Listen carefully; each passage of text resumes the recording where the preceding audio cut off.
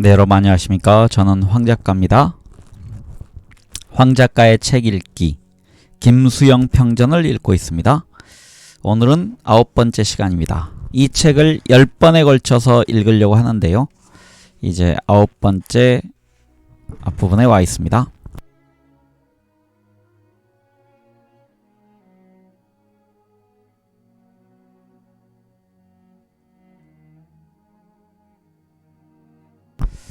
오늘 읽을 부분은 331쪽부터 시작합니다. 그 방을 생각하며. 우리는 김수영이 4.19가 가져온 열광과 환희로부터 배반과 좌절의 구렁텅이로 떨어지게 된 과정을 설명하기 위해서는 그러니까 우선 그놈의 사진을 떼어내 미식개로 하자를 쓸 때로부터 그 방을 생각하며를 쓰기까지를 설명하기 위해서는 그간의 정치적 전개 과정을 살펴볼 필요가 있다. 1960년 8월 19일 민주당 신파의 수장이었던 장면은 새로 문을 연 국회에서 민주당 구파가 미는 김도연을 물리치고 제2공화국의 국무총리로 선출되었다. 대한민국 역사상 최초의 내각 책임자의 총리가 된 장면은 한편으로는 4월혁명 세력에 대한 부채를 짊어지고 다른 한편으로는 민주당 신구파 분열이라는 실추된 이미지 속에서 권위주의적 통치 체제를 민주적 체제로 이행하는 과도기 지도자로 등장한 것이다. 과도기를 사전적으로는 이 단계에서 저 단계로 넘어갈 때의 불안한 시기라는 시간적 의미를 갖는다. 그러나 여기서 저기로 넘어가는 정치적 과도기란 정치 세력들의 교체만을 뜻하지 않고 한 사회를 구성하고 있는 사상이나 제도, 질서, 관습 등이 변동되는 시기로 보아야 한다. 그런 의미로 과도기를 볼 때 과도기의 지도자란 사회의 변동 상황을 읽고 그에 따르되 그 변화의 소리들을 모아 주도적으로 이끌어가는 리더십과 다이너미즘을 갖지 않으면 안 된다. 리더십과 다이너미즘이 결합되었을 때 지도력은 사회에 격동하는 조류에 마모되고 질질 끌려다니게 된다. 장면 총리는 주도적으로 다이너미즘을 발휘하는 편이라기보다 그것을 잃고 끌려다니는 편이었다고 보아야 한다. 민주적 자질은 갖추고 있었으나 민주적 과정을 거쳐 결정된 사항을 강력하게 집행하는 지도력이 모자랐던 그는 재임 기간 내내 학생 세력의 요구와 시위에 시달려 했으며 정치적 술수가 능한 구파 정치인들의 반대에 부딪혀 우왕좌왕해야 했다. 한 정치학자가 지적했듯이 이 장면 총리는 다시 읽겠습니다. 한 정치학자가 지적했듯이 장면 총리는 그를 정치의 길로 들어서게 했던 초대 주미 한국 대사직도, 부통령직도, 총리직도 그 자신의 야망과 노력에 의해 얻어진 것이 아니었다. 주위에서 밀어주고 떠올림으로써 지도자의 반열에 오르게 되었다. 일부에서는 장면의 초대 주미대사 임명을 미국의 선호에 의한 것이라고 보는데 그것은 사실과 다르다. 장면의 야심 없는 듯한 인품과 카톨릭 세력과 서북 인맥을 고려하여 이승만이 그를 임명한 것이었다. 6.25가 일어나자 트루먼 정부가 신속하게 미군을 파견한 것도 장면의 활약 때문이라기보다는 미국의 세계 전략에 따른 것이었다. 어쨌든 장면은 한반도를 강타하고 있는 풍속에 의해서 총리가 되었고 이제 그 풍속을 맛받아야 하는 그의 정치 운명은 순탄할 수 없었다. 집권 270여 일이 실현의 시기의 연속이었다. 거의 매일 데모가 벌어지고 성명서가 뿌려졌다. 제2공화국은 데모공화국이라는 말이 돌았다. 그러나 그 데모 속의 도살인 장면 정부에 대한 불만과 불신은 한쪽의 것이 아니라 모든 사람들의 것이었다는데 문제가 있었다. 학생을 중심으로 한 4.19 세력은 장면 정부의 반혁명성에 초점이 맞추어지고 있었으며 기존 세력은 반공국가의 이념과 현실을 무시한 학생들의 불만을 느낀 나머지 그 불만을 장면 정부에 돌렸다. 물론 학생들의 행위에 과한 면이 없는 것은 아니었다. 그들은 걸핏하면 거리로 나와 그들의 설익은 주장을 조급하게 관철시키려 하였다. 그리하여 정치와는 무연해 보였던 대학 교수와 문인, 언론인들까지도 그들의 자제와 이성의 회복을 호소하고 나설 정도였다. 그러나 다른 면에서 4.19 정신을 이어받아 민주국가의 기반을 다지고 민족의 통일을 앞당기려는 학생 세력과 사리사욕이나 정권욕에 눈이 먼 기존 세력가를 대비해 보면 학생들의 과격성은 이해되고 남는다. 학생들은 기존 세력을 신뢰할 수 없었다. 기존 세력들도 마찬가지로 학생들을 믿을 수 없었다. 그리하여 기존 세력들은 그들의 상대역으로 등장한 젊은이들의 성급하고 과격한 행위를 막기 위하여 반공법과 데모규제법을 강화시켜야 할 필요성을 느꼈으며 그러한 방향으로 손을 잡고 은밀히 작업을 진행 중에 있었다. 그런 틈바구니에서 그 작업을 눈치채고 일어난 것이 3.22 횃불 데모였다. 학생들과 진보적 인사들이 중심을 이룬 이날 집회는 3월 22일 오후 2시 시청 광장에서 만여 명이 운집한 가운데 열렸다. 그들은 4시간에 걸쳐 반공법과 데모규제법 제정을 반대 성토한 다음 8시부터 횃불 데모로 들어갔다. 이날 김수영은 그 데모에 참가했던 듯하다. 그것은 그 데모가 있었던 얼마 뒤에 쓴 산문에서 문인, 학자들이 자유를 규제하려는 움직임에도 방관하고 있다며 지탄하고 있음을 보아 알 수 있다. 자신이 참가하지 않았더라면 결벽 증세가 있는 김수영이 그렇게 격한 어조로 규탄할 수는 없었을 것이다. 김현경의 증언에 따르면 그날 억수로 취해 돌아온 김수영은 장면 정부와 구 정치인들의 욕을 퍼붓다가 대상이 없는 싸움에 신명이 나지 않았던지 김현경에게로 화살을 돌렸다 한다. 당시의 소유욕과 과시욕이 이 나라를 이 지경으로 만들었다는 것이었다. 당시가 아니고 다시 읽어야 되겠습니다. 당신의 소유욕과 과시욕이 이 나라를 이 지경으로 만들었다는 것이었다. 그 무렵엔 날마다 그런 주정과 싸움이 되풀이되었다. 술을 마시지 않을 때는 적당히 자포자기에 빠져 혁명이고 민주주의고 간에 될 대로 되라지 식이었으나 술이 목구멍으로 들어가면 눈을 부라리고 입술을 실룩이는 김수영 특유의 격정이 끓어오르는 것이었다. 그는 혁명을 모독하는 구정치인들, 건달과 진배 없는 혁신당원들, 얼빠진 문사들을 욕하다 못해 잿더리를 집어 던졌다. 그 바람에 문창살이 2번이나 산산조각 나버렸다. 때마침 그의 분노를 자극하는 조그만 사건이 벌어졌다. 날이 따뜻할 때 안방 뒤 빈터에 목욕탕을 들인다고 김현경이 공사를 벌였는데 그것이 무허가 공사라고 소방서와 지서, 동회에서 와라가라 시비했다. 성가셔서 정식 수속을 밟으려 했더니 허가비가 25,000원이라 했다. 총 공사비 5만원에 허가비가 25,000원이라는 것이었다.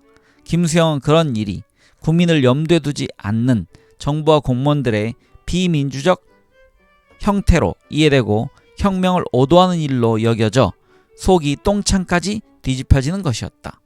그는 4월 이후에 무엇이 달라졌는가를 묻고 싶었다. 아니, 무엇이 달라졌는가를 따지는 것은 표면적인 것이고 무엇이 달라져야 할 것인가부터 물어야 한다. 이 시점에서 달라져야 하는 것은 장면이 물러나야 하는 것이 아니다. 비록 작은 일이라 할지라도 국민의 편익을 위해서 조처들이 내려져야 한다. 국민들은 정치적 대변혁 속에서 만족을 얻지 않는다.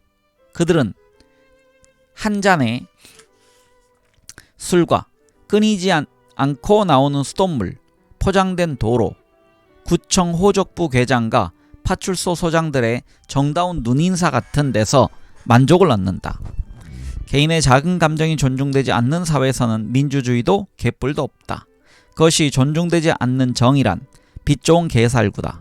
그런 면에서 개인의 자유와 언론을 규제하여 효율적인 통치를 하겠다는 장면 정부의 반공법과 데모규제법 제정은 반민주적이며 반혁명적 처사라 하지 않을 수 없으며 허가비를 건축비의 반 이상 받아먹으려는 행정은 반국민적인 것이라 매도하지 않을 수 없다. 그 즈음 김수영은 혁명이 완전히 실패했다고 보았던 듯하다.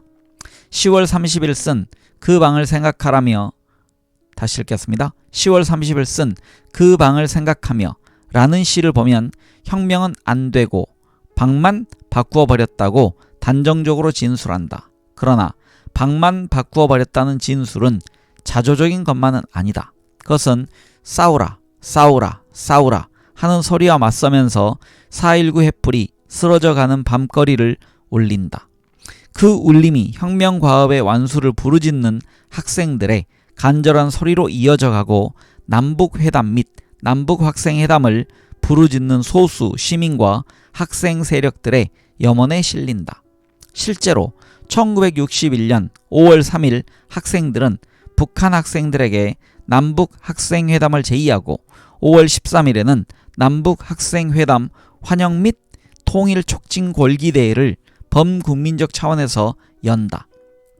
이승만 정권에서는 상상도 할 수 없었던 이와 같은 성명이 학생 차원을 넘어서서 범국민적으로 발표되고 추진되었던 것은 두말할 것도 없이 4.19의 혁명성에 의해서였으며 그 점에서 4.19는 시인의 소중한 재산이자 역사적 비전이 되었다. 김수영은 그 방을 생각하며 후반부에서 말했다. 방을 잃고 낙서를 잃고 기대를 잃고 노래를 잃고 가벼움마저 잃어도 이제 나는 무엇인지 모르게 기쁘고 나의 가슴은 이유 없이 풍성하다. 혁명이 실패했을 때 불신은 사라지지 않았다. 제2공화국은 혁명을 왜곡하고 짓밟아 버렸지만 그러나 제1공화국의 부정과 부패, 불법, 폭압을 무너뜨린 정신이 그곳에 면면히 흐르고 있었다. 김수영은 그 정신을 보고 있었다. 4.19의 1주년을 맞는 어느 날 김수영은 다음과 같이 한 신문에 썼다. 하여간 세상은 바뀌어졌다. 무엇이 바뀌어졌느냐 하면 이 나라와 역사를 움직여가는 힘이 정부에 있지 않고 민중에게 있다는 자각이 강해져가고 있고 이러한 감정이 의외로 급속도로 발전해가고 있다는 것이다. 실제로 장면 정부는 국민이 데모할 수 있는 자유를 터놓았으며 정치적 민주주의가 무엇인가를 국민에게 보여주었다. 얼마 안 되는 것이긴 하지만 이 기간에 우리 국민이 경험한 민주주의는 우리가 나아가야 할 민주주의의 방향에 대한 지표가 되어주었다. 그러나 이와 같은 장면 정부의 긍정적인 면모는 한국 국민의 정치의식의 성장과 관계된 한국 민주주의의 발전선상의 것이지 장면 정부와 장면 개인에 대한 것이라고 볼 수 없다.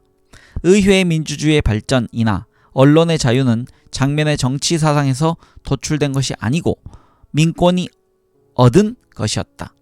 장면 정부는 그 물결에 따라가고 있는 조각배에 지나지 않았다. 그 조각배와 같은 면모는 장면 정부의 마지막 장이 되는 5월 16일 새벽에 행적에 여실히 드러난다. 5월 16일 박정희 소장이 이끄는 쿠데타군이 한강을 넘어 서울에 진입한 것은 새벽 2시. 장면 총리는 그때 그의 숙소인 반도호텔 809호에서 부인과 함께 막 잠이 들었다. 전화벨이 요란하게 울렸다. 장면은 침대에서 일어나 수화기를 들었다. 장도영 육참 총장이 한강철교에서 해병대와 육군 헌병 사이에 싸움이 벌어졌으나 곧 해결되었다고 보고해 왔다. 새벽 3시 다시 전화벨이 울렸다.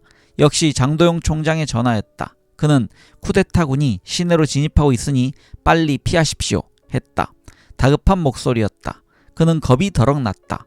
침대에 누울 수가 없었다. 장 총장의 전화가 다시 걸려오기를 기다렸으나 전화벨은 더 이상 울리지 않았다. 먼동이 부역해 터오를 무렵에야 장면 총리는 부인과 함께 차를 타고 수녀들만이 사는 해화동의 갈멜 수녀원으로 숨어들었다. 만약 장면 총리가 책임성이 강한 지도자였다면 개인의 안위를 위하여 수도원으로 피신할 것이 아니고 국군 통수권자인 대통령에게 연락해야 했을 것이고 그의 강요와 자신을 지지하는 장성들에게도 연락하여 사태를 저지하는 방향으로 노력해야 했을 것이다. 그리고 그를 신뢰하는 미 대사관 측과 주한미군 사령부와 연락을 취하여 보다 높은 차원에서 사태 해결책을 찾았어야 했을 것이다. 그러나 장 총리는 어떤 곳에도 연락하지 않았고 대응책을 구하지도 않았다. 그런 면에서 15일 밤부터 새벽까지 갖가지 위험을 무릅쓰고 쿠데타군을 독려지휘한 박정희와 장면은 좋은 대조가 된다. 박정희는 장면에게는 유리하였으되 그에게는 불리했던 조건들을 두려워하지 않고 적극적으로 대응함으로써 역사를 그의 편으로 바꾸어 놓았고 20년 강권 통치의 신화를 만드는 장을 열었다. 5.16에 대해 당시 김수영이 어떻게 받아들이고 격분했던가를 구체적으로 적시하기는 힘들다. 20여 년의 세월이 흐른 뒤여서 그가 어떻게 그 소용돌이를 헤쳐갔던가를 기억한 사람들이 드물 뿐 아니라 그 자신도 이렇다 할 기록을 남긴 것이 없다. 물불이라는 산문에서 김연경이 8말 5갑을 사가지고 와 국법을 어기면서 피웠다는 대목과 5.16이 일어난 지 27만에 쓴 시 경문에서 마지막의 몸부림도 마지막의 양복도 마지막의 신경질도 그리고 증오도 굴욕도 깨끗이 버리고 나니 시원하다 정도가 보일 뿐이다. 경문의 시원함은 싸워서 얻은 것이 아니고 버려서 얻은 것이다. 도피의 안식과 진배 없다. 경문에는 그런 자학적인 안식이 도사리고 있으며 시인은 그 자학을 격하고 있다. 그 자학의 배후에는 어쩌면 5.16이 일어난 뒤 대엿새 동안 온데간데 없었던 김수영의 행방과 관련이 있을지도 모른다. 김수영의 행방불명은 서정주와 조지훈이 쿠데타군에게 연행돼간 직후에 일어난 일이라서 가족들은 두려움에 덜덜 떨었다. 가족들은 김수영이 갈만한 곳을 모두 찾아가 봤다. 처가에, 사돈네, 팔촌까지 연락해 봤다. 그러나 김수영이 왔다든지 왔다 갔다는 곳은 없었다. 그런 일주일 뒤쯤 김수영은 머리를 빡빡 깎은 채로 나타났다. 그는 그동안에 어디에 있었는지 밝히지 않았다. 김연경도 어머니도 형제들도 묻지 않았다. 그 자신이 말하려 하지 않는 일을 알려고 하지 않는 것이 김수영과 가족 간의 불문율이었다. 그는 그때 군인들에게 연행되어 갔을 수도 있고 종3이나 청량리 뒷골목에서 며칠 묵어 지낼 수도 있었을 것이다. 4.19 이후에 그의 시나 행동은 군인들에게 연행되어 갈 소지가 있었으며 사창에 4-5일 묵을 수도 있을 만큼 그는 종3 같은 곳에 자주 드나드는 편이었다. 여기서 종3은 종로 3가를 의미합니다. 어떤 때는 친구들과 또 어떤 때는 후배 시인들과 그는 종종 그곳을 찾았다. 뒤에 알려진 사실이지만 그는 그때 군인들에게 연행되어 가지 않았고 사창굴에도 숨어있지 않았다. 그는 쿠데타가 일어났다는 소문을 들은 즉시로 집을 나서 김이석의 집으로 갔다. 김이석의 집이라면 그리고 김이석의 부인인 박순녀라면 몇 날 며칠이고 그를 숨겨줄 수 있는 사람들이라고 판단되어서였다. 아니 그 순간 김수영은 판단이고 예단이고를 할 틈이 없었을지도 모른다. 라디오를 통한 방공을 국시로 하고 땡땡땡 라고 외치는 5.16의 공약을 듣는 순간 거의 무의식적으로 김이석의 집으로 달렸을지도 모른다. 어쨌든 김수영은 김이석의 집으로 5월 16일 피신했고 그 집에 숨어든 뒤로 쿠데타군이 눈이 시뻘게 가지고 찾는 사람이라도 되는 듯 밖에 얼굴을 내밀지 않았다. 김이석과 박순녀가 시내로 나가 동정을 살펴왔다. 그들 부부가 쉽사리 돌아오지 않을 때는 김이석의 어린 아들에게 밖에 누가 없는지 살펴오게 했다. 김이석의 아들은 바빴다. 그는 대문 밖에 군인이 없는지 보아야 했으며 담배를 사러 나가야 했으며 부모들이 오는지도 보아야 했다. 김수영은 하루 종일 담배를 뻑뻑 피웠다. 밤이 되면 김수영은 표정을 달리했다. 김이석이 사들고 온 진로 소주잔을 몇 잔 비우고 나서는 레드 컴플렉스에서 풀린 듯 쿠데타 이야기를 입에 올리지 않았다. 그는 술에 취해 파리로 가야겠다고 했다. 파리에 가서 현대문학과 현대예술이 무엇인지 본격적으로 공부해야겠다고 했다. 우리 문학에는 현대가 없다는 것이었다. 무의식도 없으며 안가주망도 없다는 것이었다. 그러더니 그의 말은 또 뛰어서 김영, 내가 의용군으로 나갔다가 방공포로로 석방돼 왔을 적에 우리 어머니가 무얼 한지 알아요? 너도 사람을 죽였냐고 물었어요. 사람을 죽였냐고. 김영, 내가 무엇을 한지 알아요? 나는 이렇게 말했어요. 어머니, 전쟁에서 남을 죽이지 못하면 내가 죽어요, 내가. 김수영은 입을 다물었고 그는 턱으로 흐르는 침을 닦고 푸푸 소리를 몇 번 내더니 모로 쓰러졌다. 김희석은 홑 이불을 꺼내어 덮어주었다. 일주일쯤 뒤 집으로 돌아온 김수영은 또 닭장 앞을 어슬렁거렸다. 오후에는 팔을 걷어붙이고서 닭장을 치우고 돼지 우리를 청소했다. 땀을 흘리며 일하고 나자 몸에서는 닭똥 냄새, 돼지똥 냄새가 섞여 묻어났으나 머리는 한결 맑아지는 듯했다. 담장 너머 한강물도 어느 때보다 푸르게 유유히 흘러갔다. 그날 김수영은 한강물은 내려다보며 오후를 보냈다. 조금 잘못된 것 같습니다. 여기서 제가 글을 고쳐 읽어야 될 것 같습니다. 그날 김수영은 한강물은이 아니고요. 한강물을 내려다보며 오후를 보냈다. 마음이 안정되어 갔다. 하지만 그의 시는 여느 때와 다르게 단문체로 흘러나오고 같은 말을 반복했으며 모습이 보이지 않는 불안이 심연에서 모락모락 피어올랐다. 반복과 불안은 동류인 듯했다. 이 점에서 경문과 이놈이 무엇이지에 잘 나타난다. 앞에서도 잠시 언급했지만 경문 중에서 김수영은 몸부림도 번신경질도 증오도 굴욕도 깨끗이 버린다고 말했다. 그는 버린다를 강조하기 위해 버리고를 7번 반복하고 나서 다시 땅도 하늘도 집도 물도 앉아도 서도 누워도 편편하다고 편편을 또 7번 반복한다. 이때의 편편하고는 평화롭고 평안하다는 뜻을 함유한다.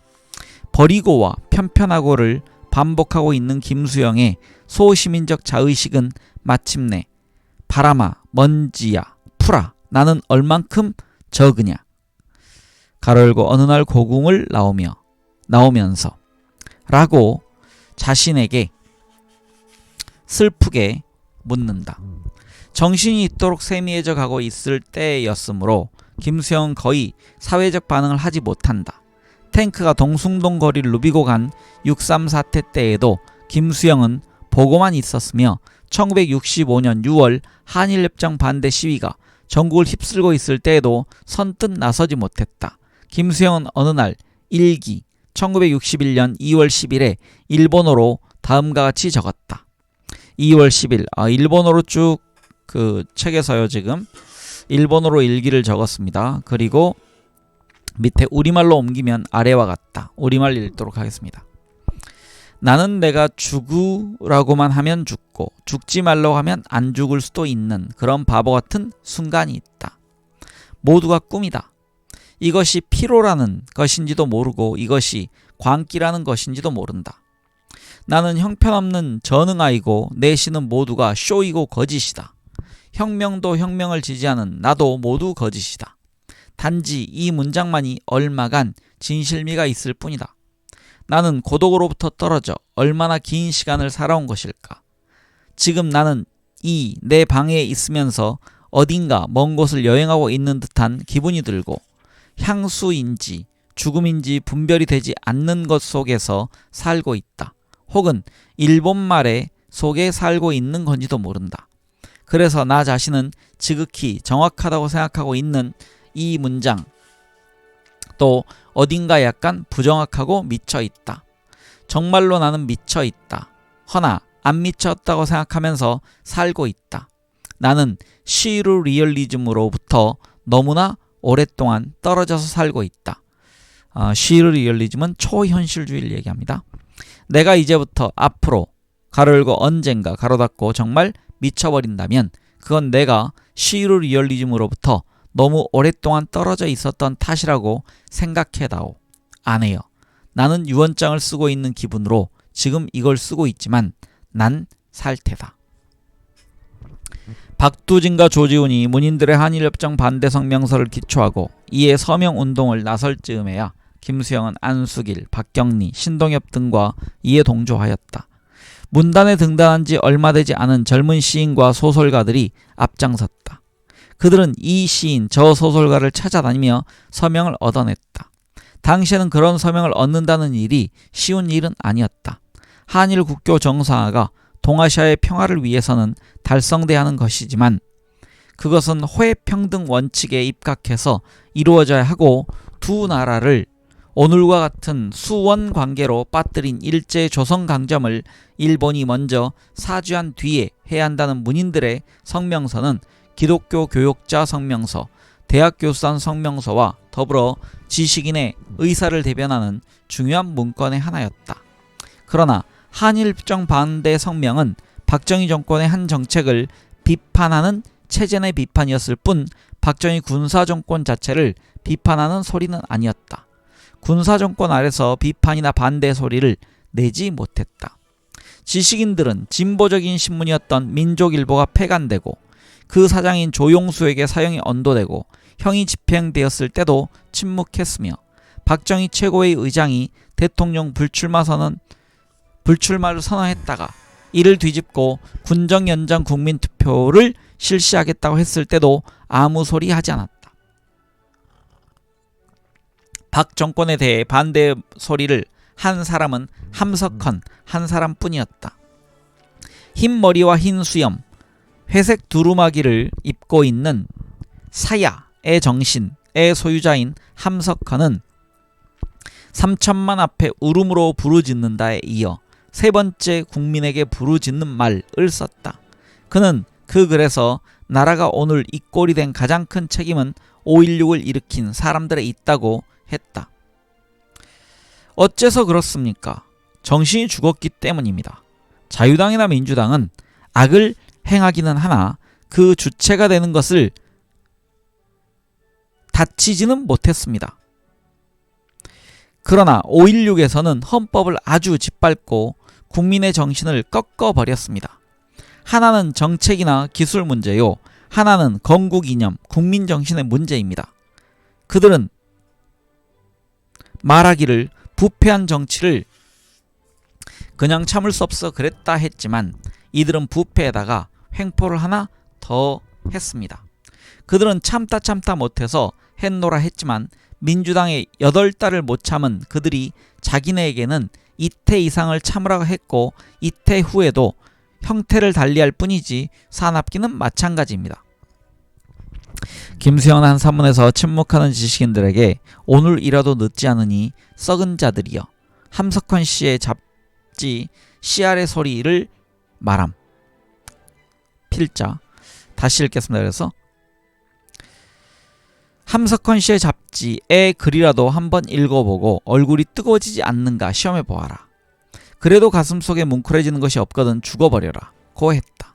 그렇다고 김수현이 함석헌처럼 외치는 소리를 용감하게 내질렀던 것은 아니다. 그도 침묵하기는 매일반이었다. 그러나 그는 그 침묵이 아팠다. 그 무렵 김수영은 시내 잘 나가지 않고 집에 틀어박혀 열심히 책을 읽었다. 그는 조르주 바타유의 문학과 악, 모리스 블랑쇼의 불꽃의 문학, 수잔 손테그의 스타일론 등 문학 이론서들을 일본어 번역본으로 읽었으며 자코메티의 조각론도 읽었다. 그는 자코메티에 매우 큰 감동을 받았던 듯하다. 시 눈의 시작 메모에서 그는 자코메티의 말을 영어로 행을 갈라 배치했다. 자코메티의 조각이 사물의 본질을 파헤치는 과정에서 축소되어 마침내는 성냥개비만 해지는 것과 같이 언어도 난도질의 난도질을 거듭하다 보면 깨알만해지게 된다. 그 깨알만해지는 언어를 그는 자코메티적 발견이라고 했다. 그러나 이 시기 김수영을 놀라게 하고 긴장시킨 것은 자코메티보다도 하이데거의 한 시론이었다. 그는 그 시론도 일본어로 읽었다. 이와나미 문고의 문고본이었다. 그는 책장을 씹어먹듯이 읽고 읽었다. 다 읽고 나자 책장들이 너덜너덜했다. 시를 우리가 영위하는 가운데 가장 무책임한 것이며 위험한 제보라고 전제하고서 펼쳐나가는 하이데거의 시론은 4.19 이후 암중모색해왔던 그를 시를 버리는 시론을 크게 손질해 주었다. 김수영은 영미의 소설들과 시들도 읽었다. 마야콥스키의 시도 읽었다. 책을 읽다가 마당으로 나가면 햇빛은 밝고 강물은 번쩍였다. 그날도 마당으로 나가 강물을 보고 있는데 오른쪽 눈에 무엇이 어른거렸다. 고개를 돌렸더니 언덕 위 석벽에 한 소녀가 서서 내려다보고 있었다. 떡집 막내딸이었다. 12살 되어 보였다. 아이가 날 보고 있다. 김수영은 계속 계시라도 받은 듯했다. 꼬마야. 김수영은 불렀다. 소녀는 불이 나게 사라져버렸다. 네, 다음 장입니다. 아이들은 잘한다. 그즘 김수영은 마루에 맨발로 걸터앉아 한강을 내려다보며 보내는 날이 많았다. 장마가 지난 뒤라 한강에 황갈색 물이 앞서거니 뒤서거니 흘러갔다. 수천 마리 사자떼가 갈기를 날리며 달리는 것 같았다. 쾌감 같은 것이 일었다. 사람은 바빠야 산다고 어머니는 수백 번도 더 말하곤 했는데 풍경도 바빠야 묘미가 나는 모양이었다. 그러고 보면 박정희도 최근 대통령이 되고 나더니 힘이 솟아 언론윤리법에다 통제 장치들을 강화하고 나섰으며 김연경도 공사를 벌이느라 걸음이 분주했다. 그녀의 공사는 거의 무허가 공사였다. 일 없이 지내는 것은 김수영뿐이었다. 김수영에겐 언제 일이 있었던가. 그는 일주일 전쯤 도착한 엔카운터 지도 봉투째로 책상 위에 던져두고 거들떠보지 않았다. 그는 그때 엔카운터를 정기 구독했다. 근간에 들춰보는 것은 외서보다도 국내 문학 잡지들이었다. 읽고 나면 시간이 아깝다는 생각이 들면서도 그것이 우리의 현실이었고 우리 문학의 수준이었다. 우리 현실과 우리 문학을 들여다보는 일이 예전처럼 무의미하게 여겨지지는 않았다. 두어 달 전 석벽 위에 잠깐 비쳤다가 사라졌던 여학생이 학교에서 돌아오는 오후쯤이면 자주 그 앞에 나타났다. 이름은 김경옥, 중학교 1년생쯤? 떡집 아저씨네 막내딸이었다. 얼굴이 까무잡잡했다. 경옥이 마당에 들어오기만 하면 경이는 옷자락을 붙잡고 따라다니다가 마침내는 그의 등에 엎였다. 준이도 보던 책을 내동댕이 치고 줄줄줄 따라다니며 또아리를 붙였다. 할아버지를 닮아선지 허우대가 있는 준이는 공부에 흥미가 없었다. 틈만 나면 대문을 빠져나가 아랫마을로 가서 또래들과 소리 지르며 다녔다. 준이의 목소리가 그중 크게 울렸다. 김연경은 더 이상 방치해서는 안 되겠다 생각했다. 그는 내년이면 중학교에 들어가야 하는 6학년이었다. 김연경은 고등학교를 졸업하고 놀고 있는 그의 여동생을 과외교사로 데려왔다. 여동생은 한 가지 조건을 내세웠다.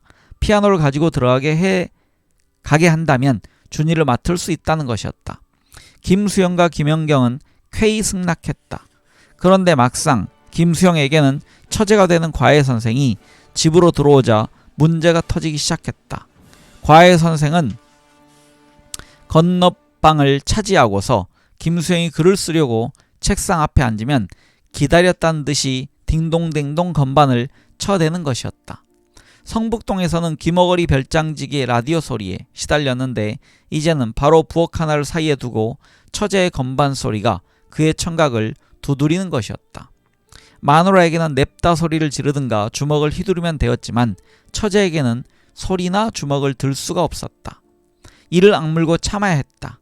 그 위에 더욱 그의 신경을 자극한 것은 피아노 소리와 밀접한 관련을 가지고 있는 준의 성적이었다. 처제의 과외를 받으면서 준의 성적은 올라갔다. 이에 힘입은 그들 부부는 경기중학에 들어가려면 서강국민학교 실력으로는 어림없다면서 덕수국민학교로 전학 보내기로 합의를 보았다. 김연경은 교장을 찾아다니며 동해를 찾아다닌 끝에 다시 읽겠습니다. 김연경은 교장을 찾아다니고 동해를 찾아다닌 끝에 덕수로 전학시킨 데 성공했다. 당시 덕수는 우리나라에서 첫 손꼽히는 국민학교였다. 그들 부부는 한시름 덜어낸 듯이 두 다리를 뻗었다. 그러자 또 다른 사건이 벌어졌다. 준이가 덕수에서 첫 시험지를 받아왔는데 산수가 52점이었을 뿐 국어나 자연, 역사는 50점 아래였다. 꼴찌 다음이었다. 화가 머리끝까지 뻗쳐오른 김수영은 준의 얼굴을 주먹으로 날렸다.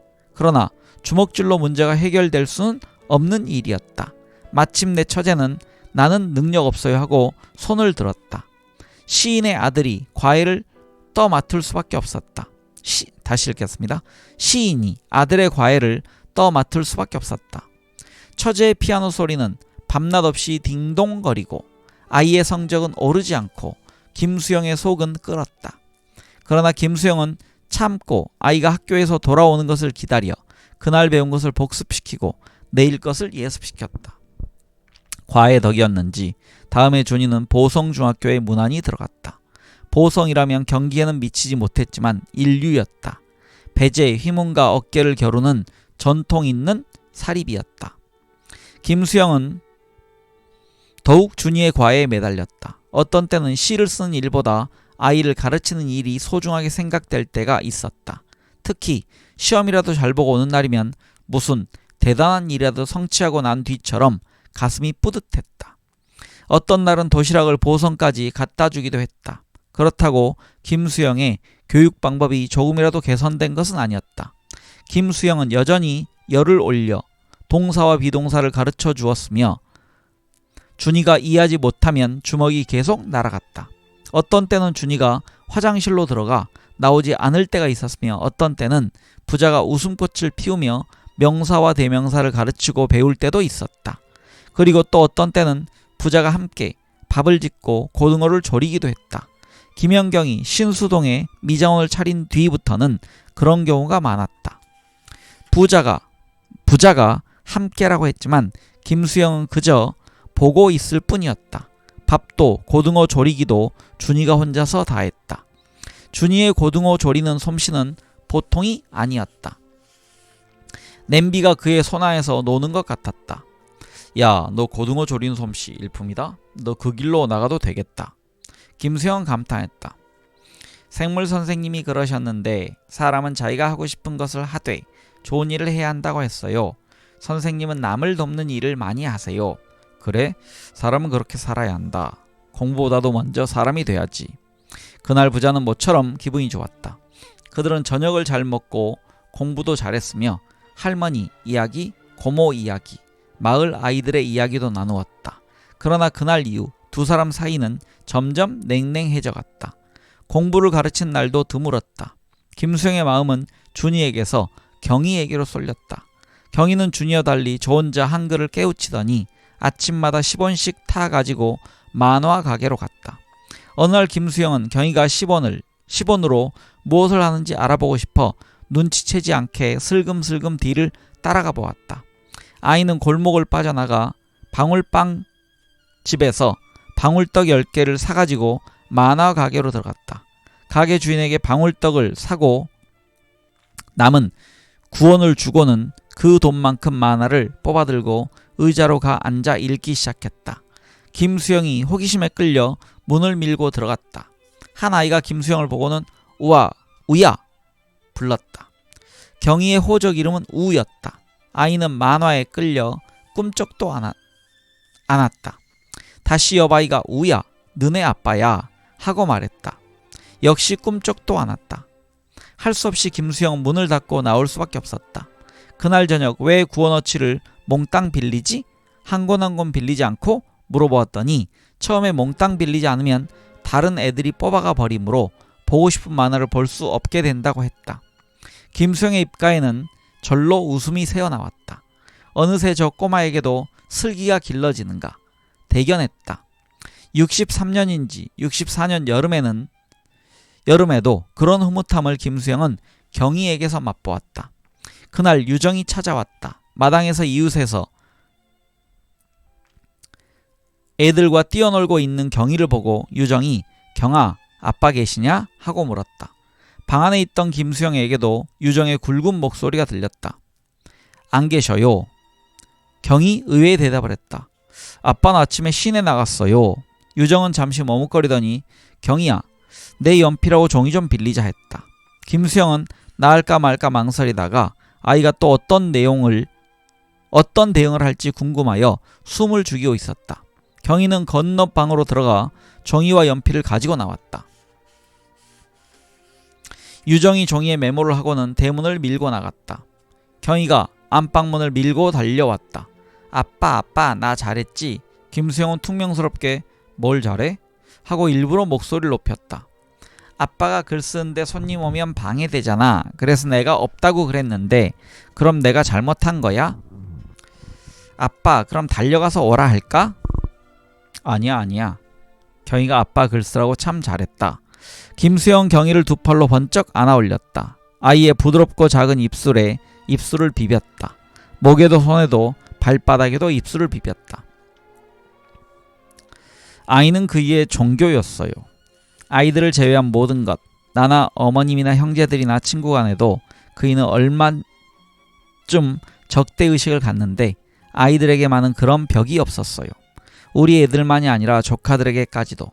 도봉동의 조카들이 가로열고 수성의 아이들 가로 닫고 밥 먹는데 등에 올라타도 그이는 얼굴 하나 찌푸리지 않고 누구니? 이놈 누구니? 하고 애들과 장난을 칠 정도였죠.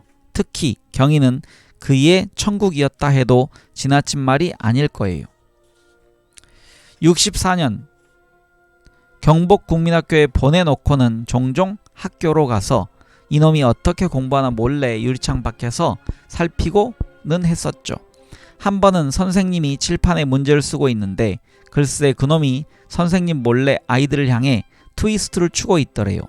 준이에게도 보통 아버지와는 다른 절제없다 할지 시인적이라 할지 그런 사랑을 베풀었지요.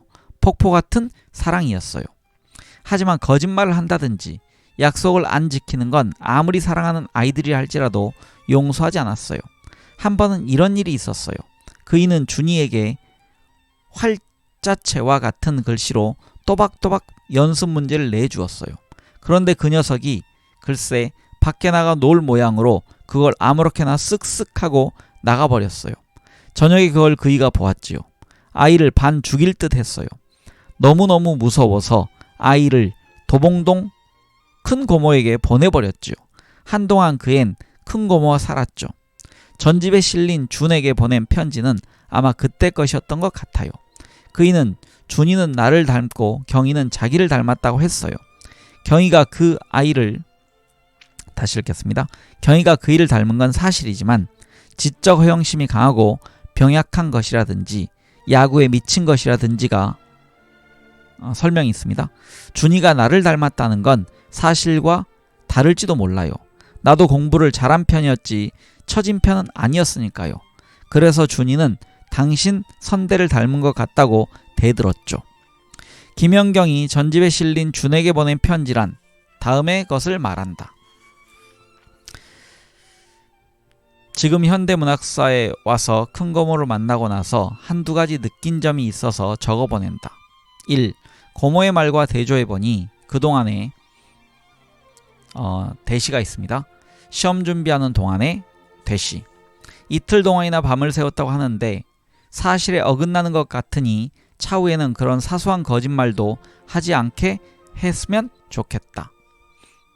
잘 보았든 잘못 보았든 참말을 듣는 것이 좋지 거짓말로 아무리 잘 보았다는 말을 들어도 아버지는 반갑지 않다. 오히려 화만 더 난다. 좌우간 평상식 때 공부 좀 더 자율적으로 열심히 하고 누구에게나 거짓말은 혹은 흐리터분한 말은 일절하지 않도록 수양을 쌓아라. 2. 저고리에 단 배지에 대한 일. 아무리 생각해도 푸른빛. 또 대시가 있습니다. 책받침을 오래된 대시. 밑받침을 댄 것도 좋지 않다. 그래서 다시 읽겠습니다. 2. 저고리에 단 배지에 대한 일. 아무리 생각해도 푸른빛 밑받침을 댄 것은 좋지 않다. 학교에서도 보면 좋아하지 않으리라. 정. 나사가 맞지 않거든 하얀빛 책받침을 구해서 오려 달거나 그렇지 않으면 하얀 헝겊을 밑에 받치도록 해라. 색깔이 있는 것은 피해라. 순경의 견장 같기도 하고 인상이 좋지 않다. 조그만 일이니까 어떠려 하지만 그게 그런 게 아니다. 복장은 어디까지나 학교의 규칙대로 단정히 해라. 모자를 부디 꼬매 써라. 농구화도 앞이 떨어지거든 꼬매 신어라. 3. 하모니카 연습을 한다고 그러던데 고모 얘기를 들어보니 한 번도 부는 것을 들어본 적이 없고 하모니카가 있는지조차도 모르는 모양인데 어찌된 얘기냐. 이것도 실없는 말이었으면 반성해서 고쳐라. 4. 버스 부디 조심하고 숲속을 다닐 때면 뱀 조심해라. 5. 이것저것 종합해보니 암만 해도 오늘 용돈을 너무 허술히 내준 것 같은데 엄마한테 지청구 듣지 않게 전략했어라. 6. 시험 성적 발표되거든 정확하게 알려라. 7. 엄마 보고 가라고 했는데 왜 안 보고 갔느냐. 8. 마음 턱 놓고 학업에 열중하고 집의 일도 간간히 도와드려라. 아버지. 위의 편지를 본 김수영과 김연경 사이에는 준의 일로 종종 말다툼이 있었던 것으로 보인다. 김수영의 산문에서도 그런 점은 감지된다.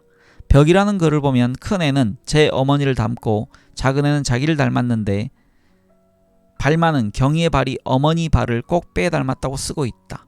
그래서 그는 아내가 미울 때면 둘째 발을 쭉쭉 빤다. 그리고 중얼거린다. 내 발을 이쁘게 보면 어멈 발도 이쁘게 보이겠지? 내 발을 이쁘게 보기 위해서 어멈 발을 이쁘게 보아야지. 어멈 발을 이쁘게 보면 내 발도 이쁘게 보이겠지? 라고 되뇌이면서 이런 감정은 한바탕 소동이 벌어졌거나 긴장이 고조된 가운데에서의 것일 수 있다. 김수영이 김연경의 어떤 일면을 미워했고 그 때문에 수없이 충돌이 있었다는 것은 그를 조금이라도 아는 사람이면 대개 아는 사실이다. 그는 거리에서 비닐 우산으로 옆편내를 내리쳤는데 옆편내보다 부서진 비닐 우산이 아까웠던 내용의 시를 쓰고 있으며 한 산문에서도 폭소리 내려 옆편내가 들어오려면 애 좀 먹겠다고 고소해야 한다. 그 밖에도 그는 부정한 옆편내니 돈밖에 모르는 여자, 나의 적이라고 공격의 화살을 퍼붓는다. 이런 문장들은 물론 가식도 아니고 과장도 아니다. 그의 글들이 거의 다 사실에 입각해서 씌워지고 있듯이 아내에게 대한 공격 또한 그의 실제 감정에 바탕을 두고 있다. 하지만 이 공격은 단순한 공격이 아니라 세계를 그의 내부로 끌어들이고 구체화시키기 위한 문학적인 것이란 사실을 우리는 알아야 한다. 해방 뒤 모더니스트로 출발한 그가 현실의 뿌리를 얻고 60년대 저항시의 선두에 섰으면서 또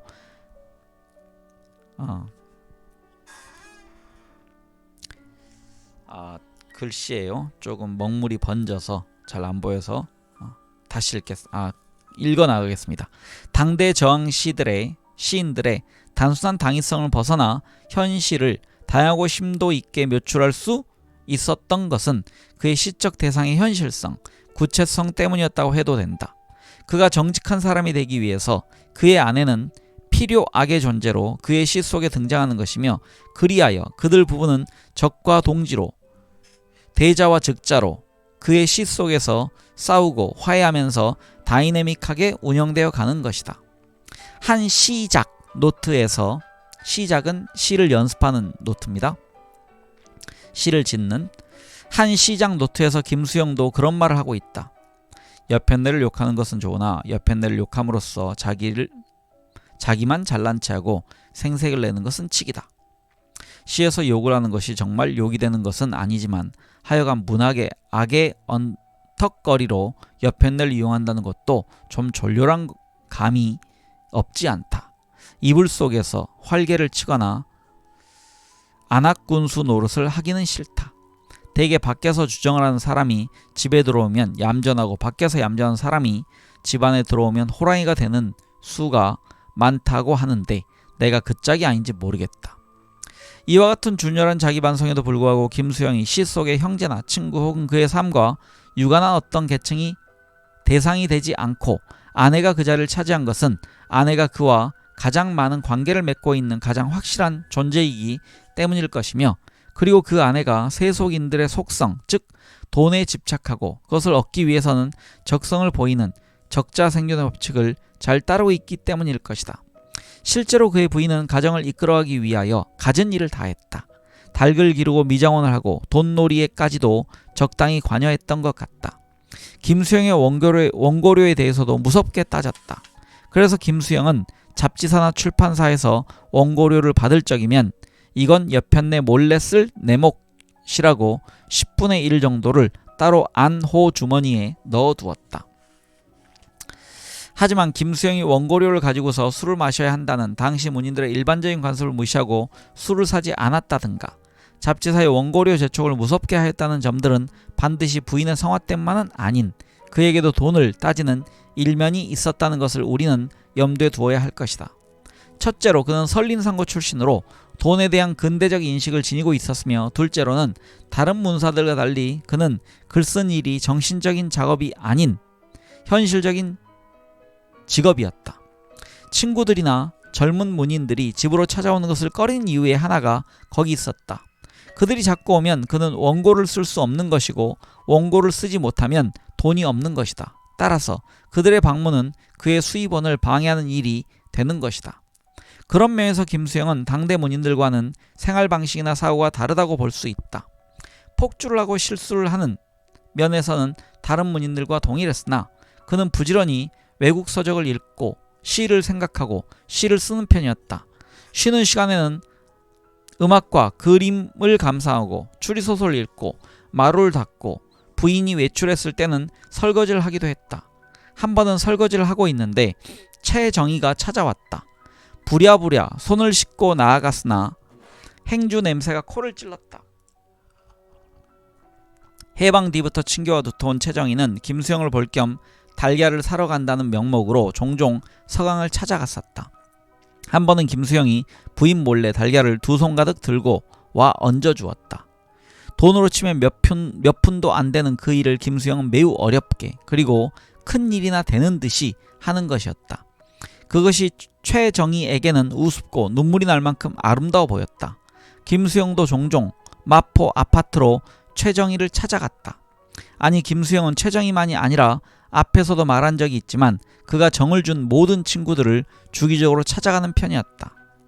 신동문의 회상에 따르면 그는 일정 간격으로 유정, 김희석, 박연희, 안수길, 김중희, 박태진, 윤호용 등을 찾아다녔고 너무 자주 찾는다 싶으면 경복궁이나 덕수궁을 찾기도 했다. 한 번은 경복궁에 다녀오는 길에 한국일보 뒤편에 사무실에 있는 평론가 김우정을 찾아갔다. 그 여름에 두세 번 찾아왔었죠. 지나가다가 들렀다면서. 그도 나도 말이 없는 편이라 맥주만 마셨죠. 한 번은 술이 취했든지 내게 김우종씨 하더군요. 그의 시와 평론을 좋아하던 때라 개의치 않았죠. 신동문의 회고에 따르면 김수영은 친구들을 만나고 와서는 그들이 어떻게 지내더라고 그 특유의 불분명한 어조로 말했다. 염려스러운 투였다. 신동문 쪽에서 보면 염려스러운 쪽은 김수영인데 그는 사회에 적당히 발붙이고 사는 친구들을 염려하는 것이었다. 그 무렵 김수영은 시내에 나오는 날이면 거의 매일 신구문화사에 들렀다. 그곳에는 신동문이 편집주간으로 있었을 뿐 아니라 연무웅, 김치수가 편집사원으로 근무하고 있었다. 따라서 그곳은 자연 신동문 주변의 문인들과 연무웅, 김치수 또래의 신진 문인들이 대거 모여들어 편집실이나 부근 다방은 그들로 늘 만원이었다. 그런 과정 속에서 이른바 신동문 사랑방이 형성되어 갔다. 사랑방의 단골 손님은 김수영, 유정, 안동림, 이호철, 유종호, 최인훈, 박재삼, 고은, 이병주 등으로 그들은 신동문과 인간적으로 또는 문학적으로 교분이 깊든과 번역에 능한 사람들이었다. 그때 신구에서는 우리나라에서는 최초로 전국적인 서적 외판망을 구축하고 전후세계 문학전집, 한국현대문학전집, 세계인간상, 한국의 인간상, 현대세계 문학전집을 간행하여 번역거리가 대량 있었을 뿐 아니라 창작 원고료도 상당히 나가고 있는 편이었다. 따라서 유능한 번역가 및 창작인들이 모여들 수밖에 없었다. 김수영이 번역을 지속적으로 그리고 번역료를 목돈으로 받게 된 것도 신구문화사와의 거래 이유로 보아야 한다. 물론 그는 그 이전에 주홍글씨라든지 에머슨 논문집 등을 번역한 일이 있었다. 하지만 그것들은 매당 얼마라고도 산출하기 어려운 작은 것이어서 여기서 작은 것보다는 적은 것이어서가 맞는데 일단 작은 것이어서로 적혀 있습니다. 작은 것이어서 집만 빠질 뿐 목돈은 되지 않았다. 자연 신동문의 사랑방에는 고정 멤버들이 모이게 되었고 저녁에는 술자리가 벌어졌다. 술값은 거의 다 신동문이 지불했다. 김수영이 젊은 문인들 연무웅, 김현, 김치수, 김주연, 황동규, 김영태 등과 자주 어울리게 된 것도 그 즈음이었다. 신구 문화사에 나오면 만나게 되는 그들과 자연스레 이야기가 나누어졌고 술을 마시게 되었고, 그러다 보니까 퇴영적이며 유미주의적인 그의 나이 또래의 문인들보다 젊고 활력에 넘친 젊은이들과의 만남이 즐거웠다. 적어도 그들에게는 김수영 연배와 같은 정치에 대한 소심증이 없었다. 미숙하기는 하지만 그들은 서정주나 김동리의 단순 차원을 넘어서서 보다 역동적인 어떤 것으로 그들의 문학을 성취시키고자 했으며 어느 정도 비판적인 태도까지도 견지하고 있었다. 이런 걸 쓰면 걸리지 않을까 하고 두려워하는 김희석이나 시월평에 대해 그놈이 나한테 이럴 줄 몰랐는데 라고 감정적으로 받아들이는 소위 시단의 중견들과는 달랐다. 그런 점은 변한 것과 변하지 않는 것을 비롯한 그의 시평들에서 잘 읽을 수 있다. 물론 그는 그의 시평에서 수차례 안심하고 칭찬할 수 있는 젊은 시인은 아직 없다 고 탄식한 바 있으며, 실질적인 변화나 향상이 박약한 젊은 층의 시활동에 비하면 그래도 기성층들은 표면상으로는 아무런 변화가 없는 것 같지만 사실은 완만하고 고요한 심화의 길로 정진하고 있는 흔적이 보인다고 신진보다 기성을 두둔한다.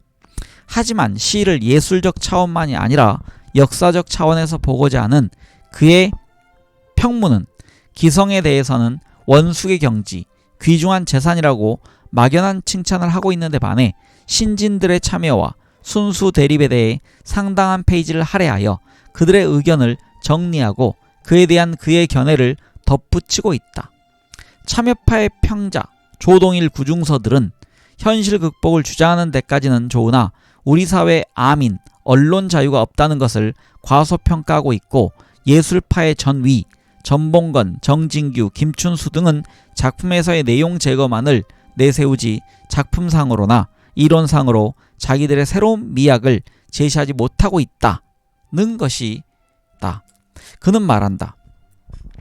사회 현실에 관심을 갖고 있는 시들이 새로운 시적 현실을 발굴해 나가는 것과 같은 비중으로 존재의식을 상대로 하는 시는 새로운 폼의 탐구를 시도해야 하는데, 우리 시단에는 새로운 시적 현실의 탐구도 새로운 시 형태의 발굴도 지극히 미온적이다.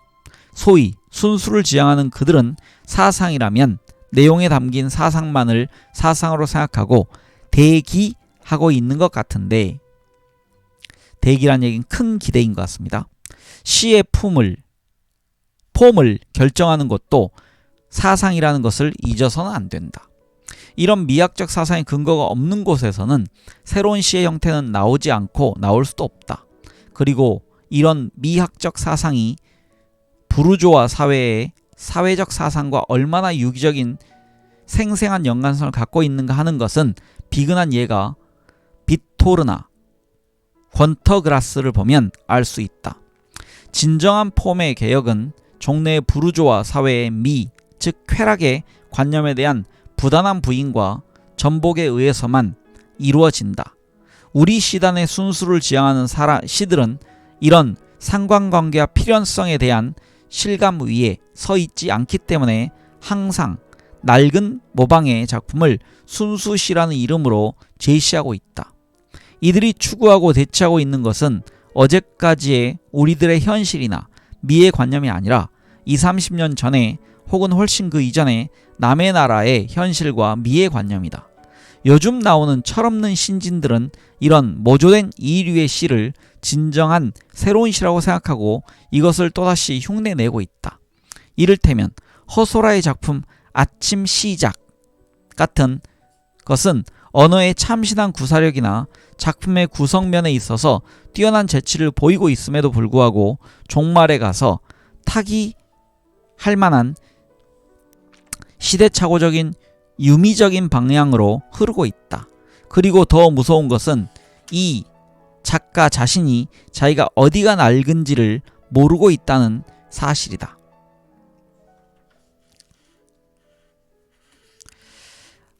아침은 자본, 바다에서 건져온 손으로 날쌘 이웃들을 견제하며 깃을 치는 새, 와 비로소 눈을 뜨는 사태들과의 잔잔한 회유. 노래하는 나뭇잎에 말씀이 걸리면 바위들도 서서히 하루의 발톱을 뽑고 신들린 나는 윤기 흐르는 여인의 머리 옆에서 사랑의 과일을 놀리고 싶어라. 정도의 차이는 있지만 소위 예술파, 신진들의 거의 전부가 적당한 감각적인 현대어를 삽입한 언어 조작이나 세련되어 보이는 이미지 나열과 구성만으로 현대시가 된다고 생각하는 과오를 범하고 있었다. 이와 대극적인 위치에 있다고 보아도 되는 참여파 시인들의 시 역시 일반이었다. 그들의 사회의식은 너무나도 투박한 민족주의에 근거한 것으로 밖의 세계를 거부했다. 민족적 자존과 자립만을 부르짖었다. 그런데 민족적 자존과 자립만으로 오늘을 사는 독자의 마음을 울릴 수 없다.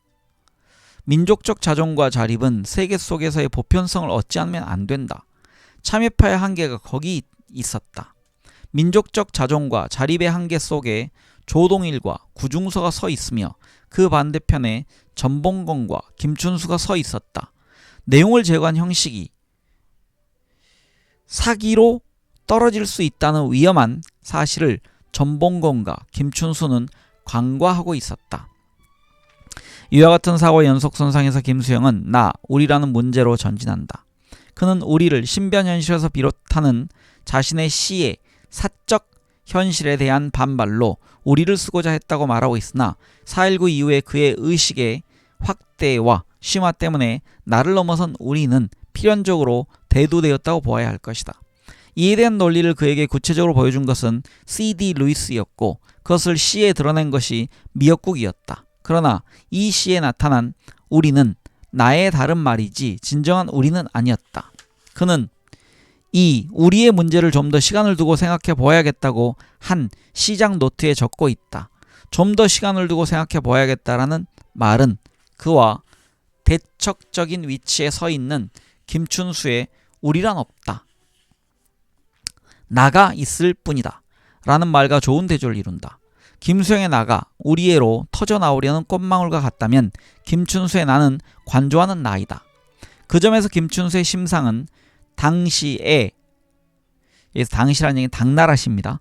당시의 연장선상에 있는 청록파에 이어지고 있을 것이며 김수영은 서구시 및 젊은 시인들과 더 근접해 있다고 보아야 할 것이다. 젊은 시인들과 김수영의 친화감은 그런 데서도 양성되고 있었을지 모른다. 여기서 우리는 김수영의 나와 우리의 사고 범위를 한번 따져볼 필요를 느낀다. 김수영의 새로운 명제로 등장하는 나와 우리는 오늘의 우리에게도 문제로 되고 있기 때문이다. 김수영은 시인이면서 시 밖으로 나가 혹은 시와 함께 세상으로 나가 요한처럼 부르짖을 수 있는가? 예수처럼 빈자들과 더불어 고통의 시대를 걸어갈 수 있는가? 그러기에는 그는 너무 나약하고 개인적인 것이 아닌가?